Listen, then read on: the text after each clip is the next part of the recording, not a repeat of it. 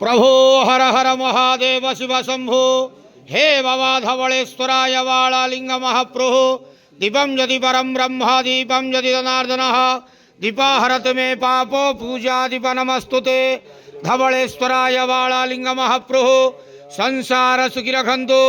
आज पवित्र कुंभ संक्रांति पंकधारा एकादशी शुभ शुक्रवार रे समस्त श्रद्धालु भक्त मानक आश्रीपद करंतु, मनस्कामना पूर्ण करंतु, कर्म क्षेत्रोन्नति करंतु, ग्रहरिष्ट खंडन करंतु, जगतर मंगल करंतु, विश्वर कल्याण करंतु, आपणकर नाम विख्यात करंतु, सेवकर डाक श्रवण करंतु, समस्त गुआवसा भक्त मानकर मनस्कामना पूर्ण करंतु। जो जो भक्त माने आपण पाखरे मानसिक रखिंट तांका मानसिक पूर्ण करंतु। धवलेश्वराय वाळालिंगाय नमो नमः। संसार सुखी रखंतु आनंद के वार हरि बोलो। आज पवित्र कुंभ संक्रांति पंकधरा एकादशी शुभ शुक्रवार रे समस्त श्रद्धालु भक्त मानक आश्रीपद करंतु आनंद के वार हरि बोलो। हर हर महादेव शिव शंभो धवलेश्वराय वाळालिंगाय नमो नमः।